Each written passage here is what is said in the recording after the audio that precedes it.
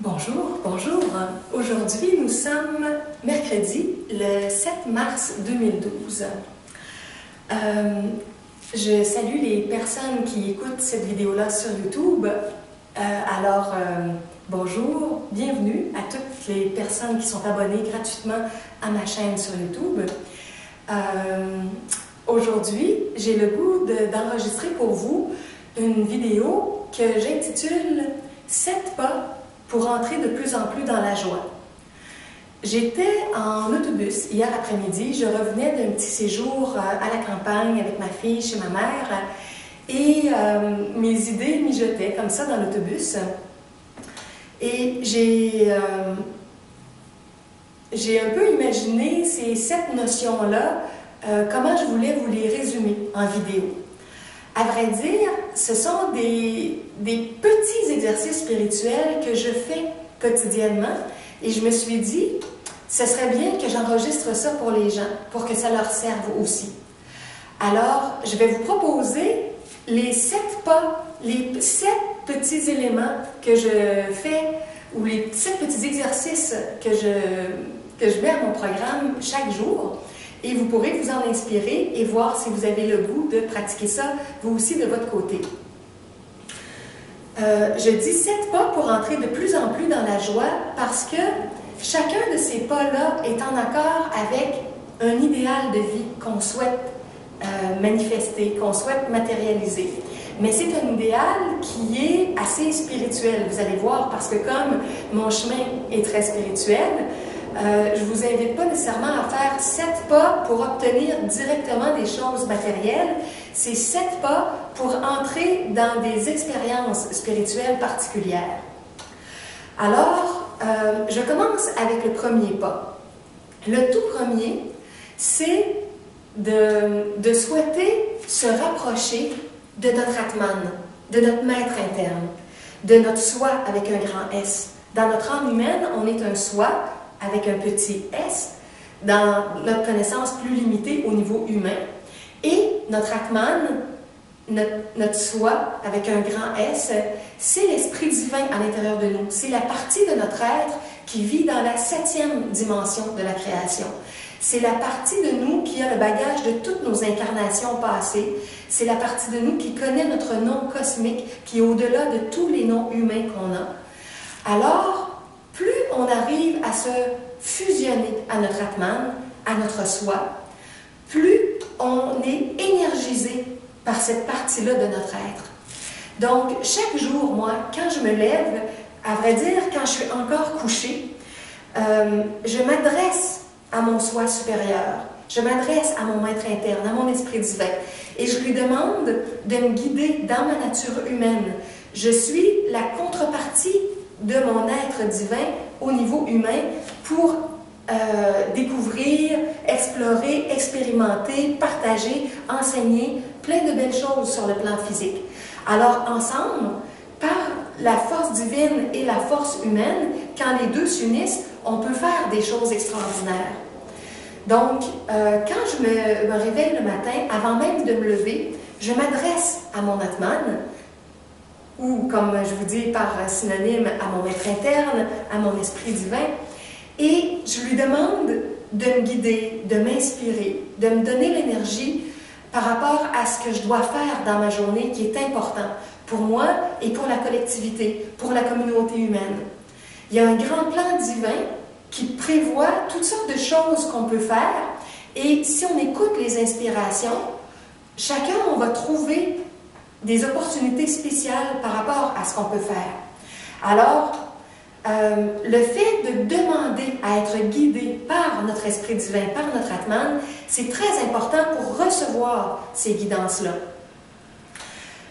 La communion avec l'Atman aussi, c'est une communion qui nous met graduellement en contact avec 3 grandes forces au-delà de l'Atman. C'est les 3 forces originelles de notre être, associées à ce qu'on appelle notre monade. L'origine de notre être est imprégnée de 3 grandes forces, le Père divin, la Mère divine et l'Enfant divin. Parfois, on va parler aussi de l'Esprit divin. On remplace la Mère divine, on parle de l'Esprit divin, le Père, l'Esprit, le Fils, ou la Père, la Mère, l'Enfant divin.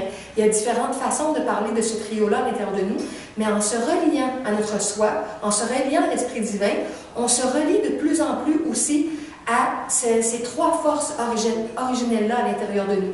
Donc, c'est aussi comme une demande en se levant le matin pour être guidé par le Père divin, par la Mère divine, par l'Enfant divin, par le Christ qui est à l'intérieur de nous. L'Enfant divin, c'est aussi le Christ. C'est la partie innocente, pure, qui est harmonisatrice à tous les niveaux et qui dose à l'intérieur de nous la force du Père, la force de la Mère. Le Père nous permet d'aller dans des nouvelles directions, des nouvelles avenues, de prendre des nouveaux chemins, d'essayer, d'oser. Alors que la Mère divine nous donne une énergie pour structurer, pour organiser, pour accueillir, pour mettre en forme, pour des fois condenser, contracter certaines choses pour que tout soit bien placé et que ça donne une forme à ce qu'on veut faire. Alors, la force de la Mère, la force du Père sont utiles pour nous propulser et mettre en forme, et la force de l'Enfant divin ou du Christ permet de prendre un peu de ces deux énergies-là pour nous exprimer dans la matière dense. Alors, chaque matin quand je me lève, chaque soir quand je me couche, je m'adresse à mon esprit divin et je demande cette guidance-là, cette inspiration-là, ce souffle-là qui me porte pour faire ce que j'ai à faire, pour organiser ce que j'ai organisé. Alors, je vous invite à faire la même chose. Le premier pas dans nos journées ou le dernier pas à la fin de la journée avant de s'endormir, si on veut, on peut le faire dans une forme de communion avec l'Esprit divin qui est en nous pour travailler toujours plus notre alignement intérieur. Alors ça, c'est un pas. Le deuxième pas, pour moi, c'est la préparation pour me réunir à ma flamme jumelle. Rencontrer cet âme-là, cet être-là que je cherche, avec qui je vais pouvoir déployer davantage mon énergie. Une personne qui va être en miroir plus complet, plus parfait de qui je suis, et qu'ensemble, on va se compléter d'une façon pour apporter d'une façon encore plus riche toute notre contribution dans le monde et vivre aussi un quotidien qui va être plus épanouissant parce qu'on va se comprendre plus facilement, parce qu'on va avoir des élans qui vont se ressembler davantage. Alors, on est tous appelés à rencontrer notre flamme jumelle. On a plusieurs âmes sœurs, des âmes avec lesquelles on a beaucoup de ressemblances, avec lesquelles on a vécu plein de belles choses dans plein d'incarnations. On a au moins une douzaine d'âmes sœurs avec lesquelles on peut vivre des belles histoires de couple. Mais notre flamme jumelle, il n'y en a qu'une seule. Et c'est là, avec cette âme-là, qu'on a connu la toute première relation de couple, là où notre énergie originelle, androgyne, hermaphrodite, s'est séparée pour devenir deux êtres qui se complètent et qui sont partis à l'aventure dans la création, qui ont vécu toutes sortes de choses, et on complète à un moment donné notre parcours de couple en vivant une grande histoire d'amour avec notre flamme jumelle. C'est pas tout le monde qui est appelé à la rencontrer dans l'incarnation présente. D'autres vont être en couple avec une âme sœur et ça va être quelque chose qui va être déjà très très beau.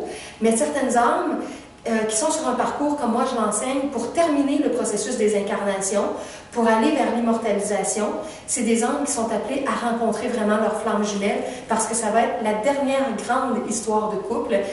C'est là que toute la sexualité tantrique va être vécue aussi pour réaccumuler toutes les énergies qui ont été perdues dans une vie, dans plusieurs incarnations. Donc, la sexualité tantrique est quelque chose d'extraordinaire aussi à vivre avec sa flamme jumelle. Donc, le deuxième pas que je vous invite à faire et que je fais chaque jour de ma vie, c'est de prendre quelques instants pour m'imaginer avec ma flamme jumelle telle que je vais être avec elle dans quelques temps. Est-ce que c'est dans quelques jours? Est-ce que c'est dans quelques semaines, quelques mois, quelques années? On ne le sait pas tant que ce n'est pas encore arrivé, mais c'est de visualiser cette relation-là idéale. S'imaginer dans les bras de l'autre, s'imaginer dans la sexualité tantrique, s'imaginer dans la conversation profonde, intime, intense, à se dire les vraies choses de nos vies, ce qu'on a vraiment besoin de partager avec l'autre personne. C'est d'être capable de voir, d'entrevoir à l'intérieur de nous ce qu'on souhaite de plus beau avec l'autre personne. Les activités, les voyages, la créativité, l'humour, l'art, quoi que ce soit qu'on peut imaginer vivre avec une autre personne, on peut déjà préparer le terrain en le visualisant, en se donnant une partie de cette énergie-là. Alors, si on prend un petit peu de temps chaque jour pour visualiser ça, on met dans notre aura déjà une partie de notre souhait, de notre rêve, et ça travaille à aimanter énergétiquement, télépathiquement, la personne avec laquelle on veut vivre ça. Et pour ceux et celles qui ont déjà un conjoint ou une conjointe dans leur vie, ceux qui ont déjà une vie de couple, c'est d'imaginer l'amélioration de cette vie de couple-là. C'est de voir le meilleur possible, de ne pas focuser sur ce qui ne va pas, mais de focuser sur tout ce qui va se déployer, s'améliorer, s'embellir dans les temps à venir, en imaginant l'autre personne à son meilleur, en s'imaginant soi-même dans notre meilleur, et de comprendre qu'on va mélanger le meilleur de nos deux êtres pour faire quelque chose qui va être extraordinaire. Alors, le deuxième pas, c'est de se donner un petit temps dans notre journée, toujours, pour s'immerger dans ce futur-là, proche, semi-proche ou un petit peu plus lointain, où déjà on accueille, on accepte, on a la foi qu'on est sur le point de vivre cette relation-là qui va être si belle, qui va pouvoir inspirer des gens près de nous et qui va montrer à quel point un couple lumineux, un couple créatif, un couple qui s'entraide, un couple qui chemine ensemble spirituellement, peut vraiment s'élever et aider d'autres êtres à s'élever. Alors ça, c'est le deuxième pas. Donc le premier, d'abord la fusion à l'intérieur de nous avec notre esprit divin, notre Atman, notre maître intérieur.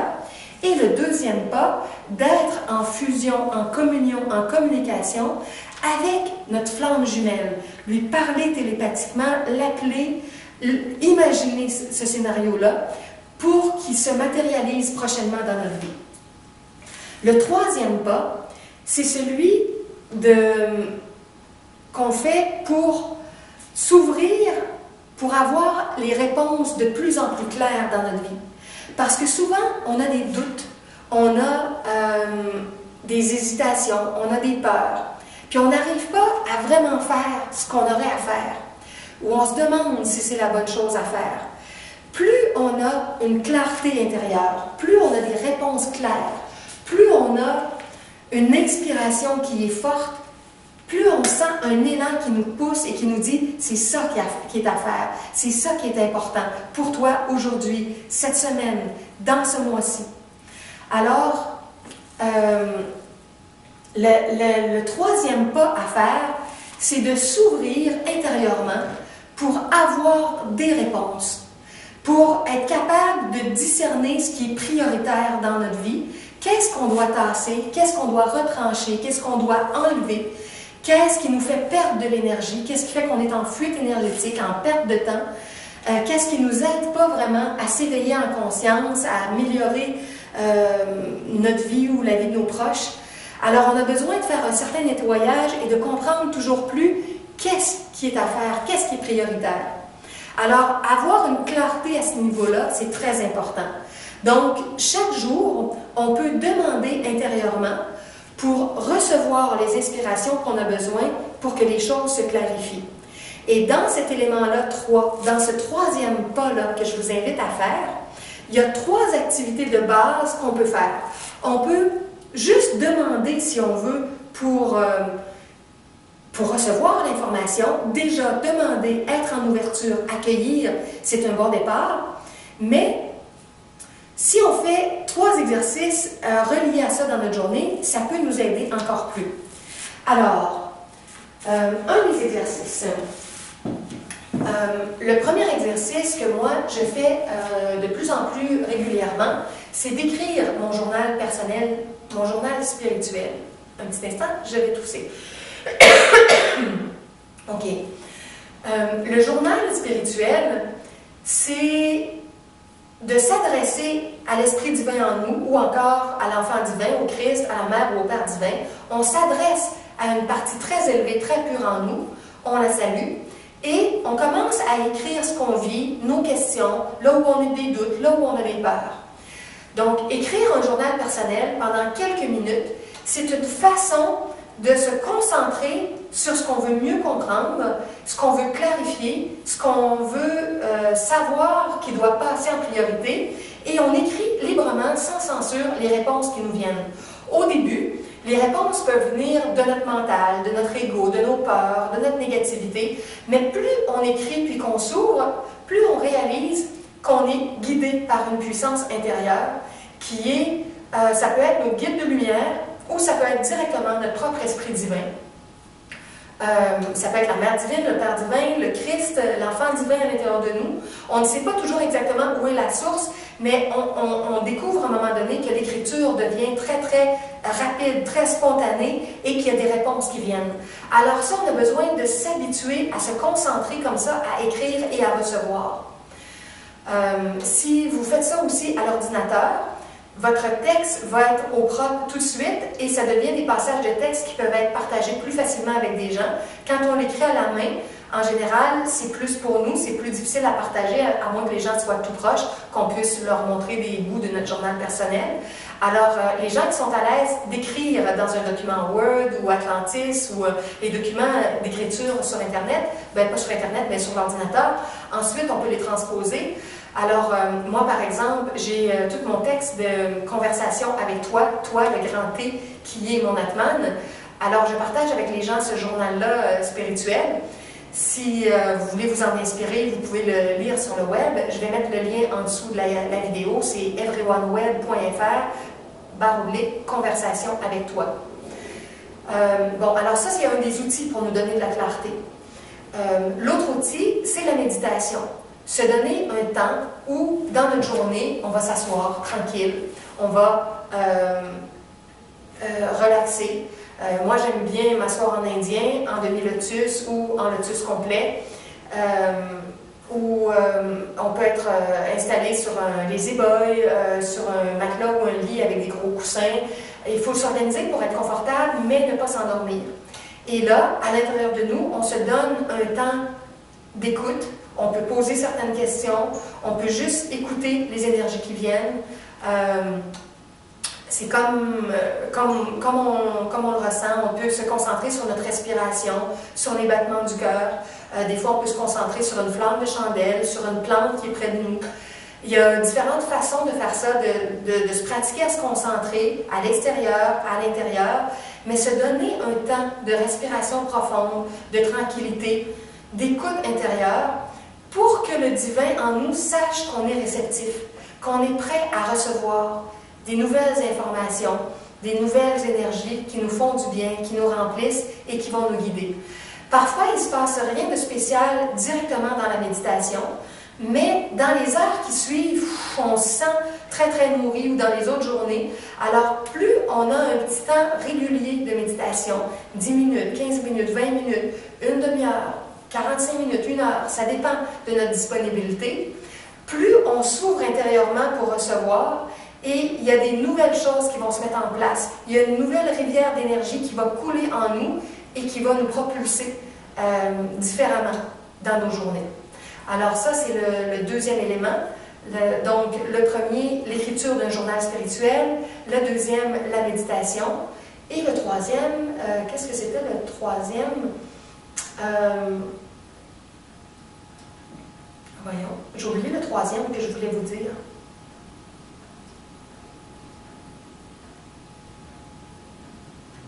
Ben, en tout cas, il y en a un qui me vient, qui est un autre outil que je prends, c'est la conversation spirituelle. Si vous avez un ou une bonne amie avec laquelle vous pouvez discuter, c'est bon de parler des vraies choses avec cette personne-là, même si ce n'est pas un conjoint, même si ce n'est pas quelqu'un de notre famille.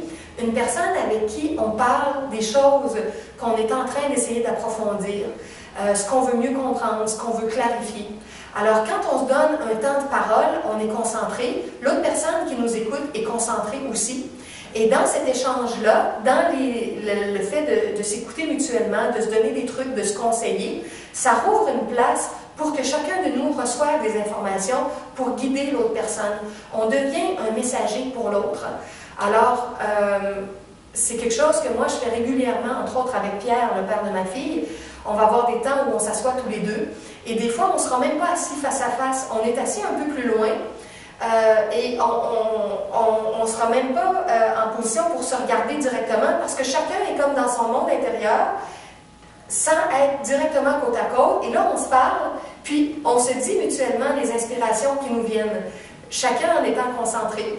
Alors, il y a toutes sortes de façons de faire ça, de discuter ensemble, être proche, en face, à côté, être plus loin, comme je disais, sans nécessairement se regarder.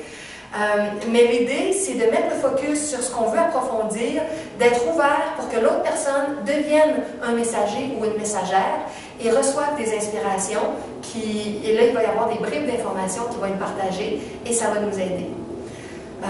Donc, ces trois éléments-là, la conversation spirituelle, la méditation et le journal spirituel, ça va vous aider à faire le troisième pas dans votre journée, qui est un pas où on clarifie toujours plus ce qui est prioritaire, ce qui est à faire, ce qui est à ne pas faire.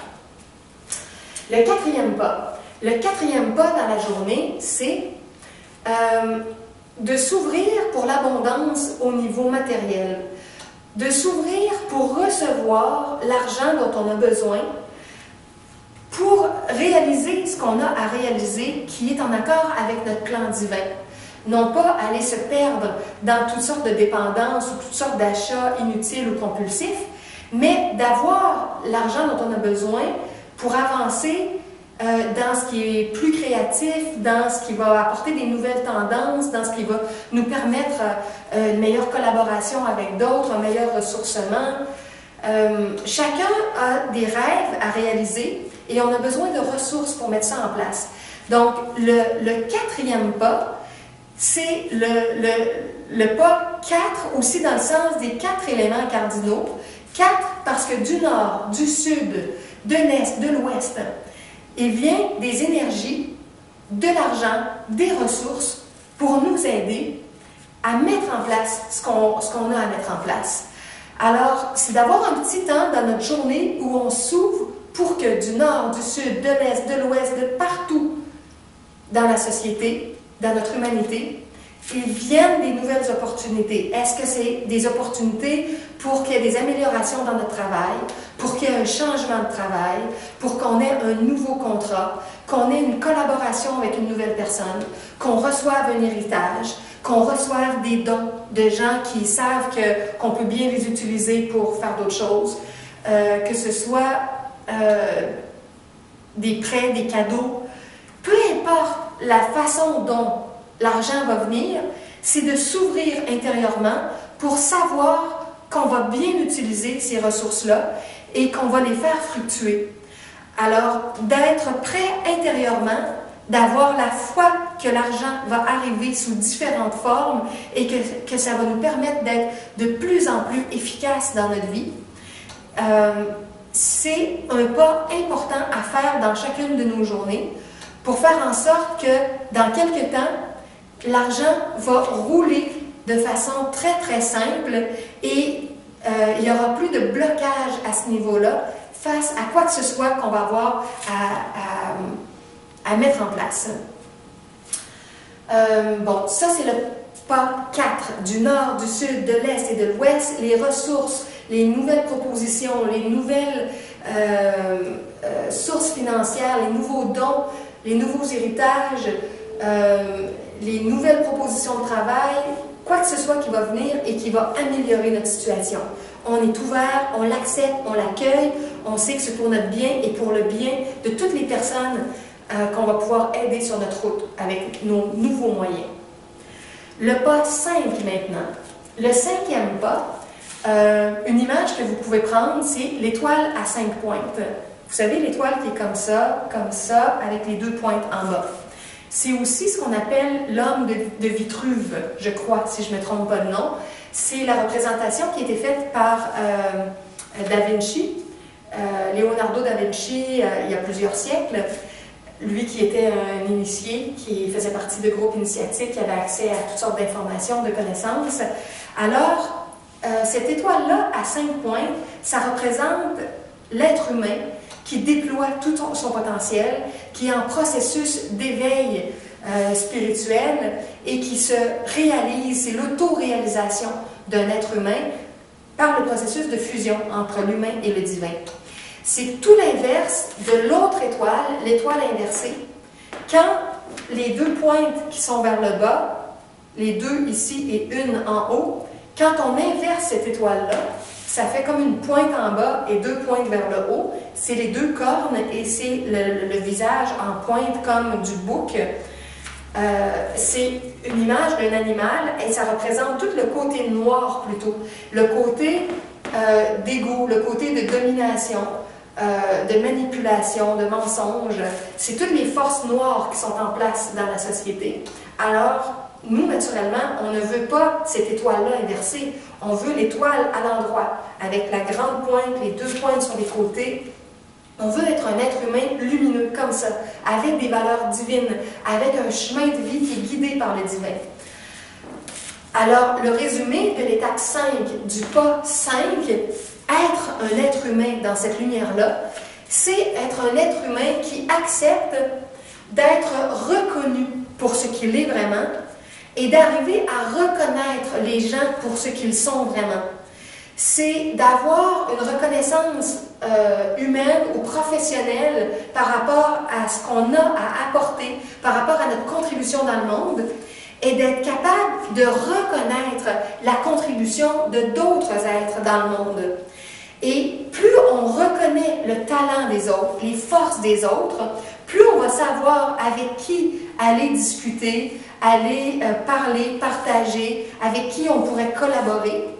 Et vice-versa, quand les gens vont nous reconnaître, ils vont savoir, sentir s'ils ont besoin de venir nous parler, de discuter avec nous, d'échanger avec nous, de collaborer avec nous, de créer des choses avec nous. Donc, l'élément 5, c'est de déployer notre potentiel, d'entrer dans la reconnaissance de qui on est et de qui sont les autres pour que notre plan de vie professionnel, personnel, se mette en place de plus en plus à travers cette reconnaissance-là mutuelle qui fait que les gens nous trouvent et que nous, on trouve les gens qu'on a besoin de trouver. Tant qu'on est encore trop dans un pôle solitaire et qu'on n'a pas réussi à créer certaines alliances dont on a besoin pour être plus fort dans nos collaborations, on manque de certaines énergies, de certaines contributions, de certains compléments dont on a besoin pour faire des équipes plus riches. Alors, le pas 5, c'est de visualiser à chaque jour, pendant quelques secondes ou quelques minutes, que vous êtes un être humain qui prend sa place, qui ose être qui il est, qui se reconnaît, qui reconnaît les autres et qui crée des partages avec d'autres êtres, des collaborations, des créations, des co-créations, pour que les contributions qu'on a à amener dans le monde, dans les différents domaines où on a des compétences, des talents, des énergies à apporter, qu'on puisse le faire de plus en plus librement. Alors ça, c'est le pas 5.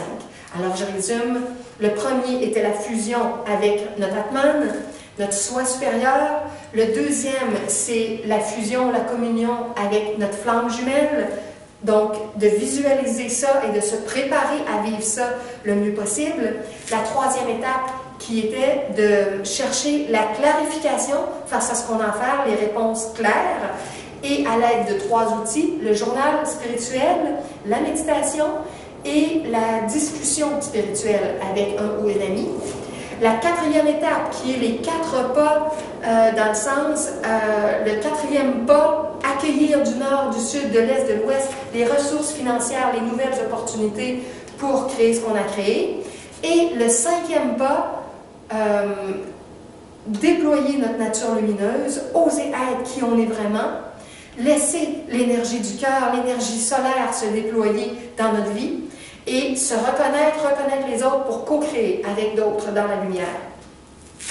Le 6e pas, c'est la rencontre avec des grands êtres spirituels. Accepter d'être guidé par des grands êtres qui ont déjà traversé des étapes qu'on n'a pas traversées. Alors pour moi, ce que ça veut dire, c'est la préparation à la rencontre avec ceux que j'appelle les immortels. Ceux qui sont déjà des immortels, ceux qui ont compris comment ne plus avoir de fuite énergétique, éliminer toutes les fuites au niveau physique, au niveau éthérique, au niveau astral, mental, causal, psychique, atmique. Donc, dans les activités, dans la vitalité ou la sexualité, dans l'émotivité, dans la pensée, dans la créativité, dans la façon d'aimer et dans la façon d'être en contact avec l'esprit en nous, dans l'intuition ou l'intelligence universelle, trouver une façon de vivre ces dimensions-là de notre être sans s'épuiser, sans gaspillage énergétique, de façon à se régénérer en permanence. Il y a une communauté d'êtres sur notre Terre et sur d'autres terres du grand univers, des êtres qui sont des immortels, et on est appelé à être mis en contact avec ces êtres-là. Parfois, on peut aussi les appeler les maîtres ascensionnés. Il existe différents niveaux aussi dans l'ascension, dans les maîtres d'ascension. Les maîtres ascensionnés sont aussi des maîtres ascensionnants. Ils n'ont pas terminé leur chemin. Ils cheminent, ils apprennent, ils découvrent toujours. Alors, les maîtres ascensionnés, les immortels, les êtres en processus d'autoréalisation, tous ces êtres-là sont des êtres qui ont beaucoup de bagages et de cheminement et ils peuvent nous aider ici sur le plan physique ou dans d'autres dimensions, en voyage éthérique, astral, mental, causal, des êtres qu'on peut rencontrer. Alors, c'est de s'ouvrir pour se dire qu'on est intéressé à rencontrer des immortels, des êtres ascensionnés et sentir qu'on est digne de discuter avec eux, d'apprendre avec eux, de leur partager aussi nos points de vue, notre expérience, pour qu'ensemble, il y ait une forme de grande école spirituelle qui se mette en place, qui se déploie et qu'on s'éveille de plus en plus rapidement. Alors, le point 6, pour ceux qui connaissent le tarot, c'est aussi la tour foudroyée. Parce qu'il y a toujours une possibilité de tomber. Peu importe où on est dans nos apprentissages, parfois on peut vivre une chute et revenir en arrière et avoir besoin de refaire certaines choses qu'on avait mal comprises, revivre des expériences et remonter un peu la montagne, revivre certaines étapes. Alors, l'étape 6, c'est celle où on s'ouvre pour rencontrer des grands êtres, des grands maîtres, des immortels, des maîtres ascensionnés, mais aussi d'être conscient qu'on a pu être ces êtres-là un jour et qu'on a pu chuter, ou que ces êtres-là peuvent ne pas avoir tout compris et pourront peut-être chuter un jour. Donc, de rester toujours vigilant, comme quoi on veut rencontrer les êtres qui ont le plus d'outils, de bagages, de connaissances pour nous aider, mais qu'en même temps, ces êtres-là peuvent toujours se tromper quelque part ou ne pas avoir la vision la plus complète, la plus ouverte. Et on peut toujours avoir compris quelque chose qu'un autre être n'a pas compris, comme un autre être peut avoir compris quelque chose que nous, on n'a pas compris. Alors, c'est de s'ouvrir au partage avec des grands êtres dans le discernement et dans la compréhension que n'importe quand, on peut soi-même faire une chute ou un autre peut faire une chute et qu'à travers tout ça, on va s'entraider à se relever, à repartir du bon pied et à s'améliorer de plus en plus. Donc, le 6e pas, c'est l'ouverture à ces rencontres-là qui sont merveilleuses, mais qui sont toujours dans un apprentissage qui n'est jamais complété, qui est toujours vers quelque chose de plus grand. Ça, c'est l'étape 6, le pas 6. Le pas 7, c'est au niveau de la santé, de nos 7 corps d'énergie, de nos 7 chakras, de tout ce qu'on a à vivre dans une santé de plus en plus grande pour être capable de bien vivre ce qu'on a à vivre. Alors, le pas 7 dans notre journée, c'est de prendre un petit temps pour se visualiser en santé parfaite. Quel que soit le problème actuel que l'on a, que vous avez, que j'ai, ce problème-là peut être réglé parce qu'on est des êtres divins Et plus l'énergie divine nous habite, ça peut transformer tout ce qu'on vit présentement. Il n'y a rien qui est impossible au niveau de l'Esprit divin. Par exemple, le livre La vie des maîtres, qui est un livre que j'aime beaucoup, démontre la puissance de ces maîtres-là, des gens qui ont voyagé, qui les ont rencontrés, et on voit à quel point ils maîtrisent l'énergie dense et ils en font ce qu'ils veulent par toutes sortes de formes de matérialisation et de régénération. Plus on est conscient qu'on est un esprit divin et que l'esprit en nous est maître des formes denses, plus on a la possibilité de diriger l'énergie, de la laisser couler, de l'amplifier, de se régénérer comme on en a besoin par la force de l'amour et de l'intelligence divine. Alors, on peut prendre un petit temps chaque jour de notre vie pour imaginer, par exemple, moi ma vue n'est pas parfaite, j'ai un petit peu de myopie, alors je visualise mes yeux qui retrouvent leur état parfait, ce qui veut dire aussi ma façon de voir le monde, de me voir qui se réajuste. Parce que quand les yeux ont un problème, c'est toujours qu'il y a quelque chose qui est un petit peu déformé dans notre vision, dans nos peurs, de ce qui est proche, de ce qui est loin.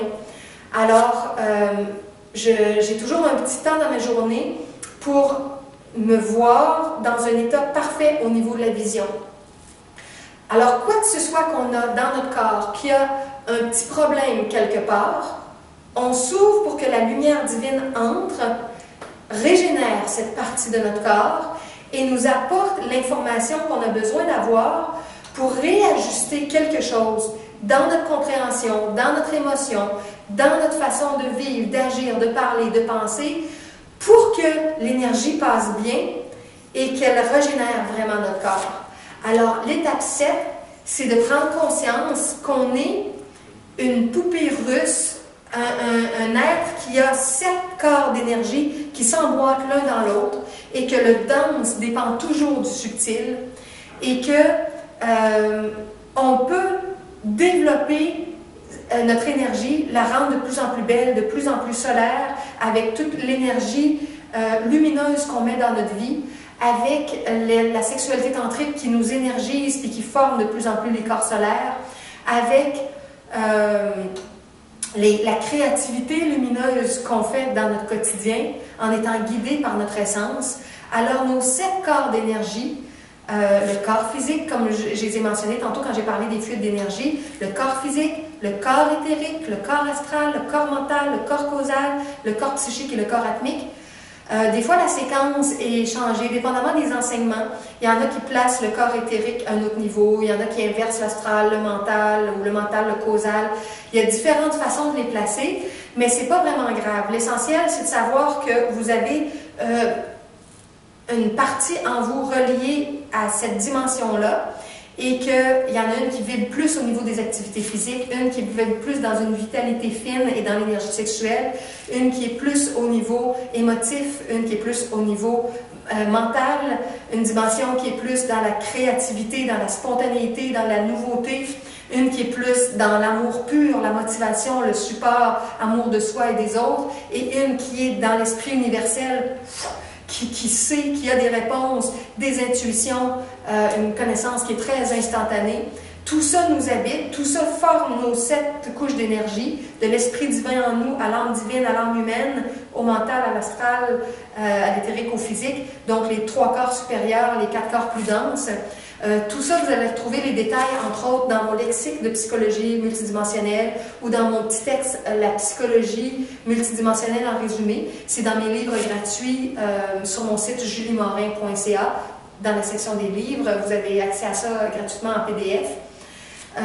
Dans le lexique, je détaille. Dans le petit texte, j'explique différentes interrelations entre tout ça. Alors, on peut tous préserver notre santé ou retrouver notre santé. Donc, si on prend chaque jour quelques minutes pour se visualiser en santé et accueillir l'énergie divine qui va nous inspirer pour comprendre ce qui est à comprendre, pour qu'on réajuste quelque chose qui va nous faire retrouver la santé, on va retrouver la santé ou on va maintenir la santé. Alors, ce pas-là est très important parce que sans la santé, on manque d'énergie, on manque de vitalité et quoi que ce soit qu'on a à faire devient beaucoup plus difficile. et on est rapidement en survie et parfois en dépendance des autres et on a besoin d'un grand soutien de l'extérieur. Alors, les démarches pour retrouver notre santé sont très importantes. Il y a mon site web aussi avec les 25 approches de guérison, d'auto-guérison. Ça, c'est everyoneweb.fr/la santé illimitée. everyoneweb.fr/la santé illimitée. Si j'y pense, je vais marquer les liens en dessous de la vidéo. Alors, c'est toutes des bonnes ressources pour aider les gens à retrouver leur santé. Donc, c'est les 7 pas que je vous invite à visualiser, à faire à l'intérieur de vous, dans votre mental, à les faire dans votre visualisation créatrice chaque jour, le matin, le soir avant de se coucher, et si on est capable, à un moment donné dans la journée. Idéalement, 3 fois par jour, c'est très très bon, mais si on le fait 2 fois ou 1 fois, c'est déjà une bonne base. Si on saute des jours, c'est pas dramatique non plus, mais plus on arrive à le faire régulièrement, plus on met des belles énergies dans notre aura, dans notre champ multidimensionnel, dans toutes les couches de notre être, pour aimanter toutes les ressources, les informations, les personnes, les énergies divines dont on a besoin pour que ces choses-là se mettent en place. Alors, on est un aimant qui attire par la loi d'attraction naturelle, et quand on travaille cet idéal-là, dans les 7 volets dont je viens de parler, il y a des choses très belles qui peuvent se passer dans notre vie. Donc, je les résume, et là, tiens, on va partir de la fin. Au lieu de faire de 1 à 7, on va faire de 7 à 1. 7, c'est de se donner un petit temps par rapport à notre santé tous les jours. Visualiser la santé parfaite et visualiser qu'on reçoit l'énergie blanche et divine qui régénère notre corps et qui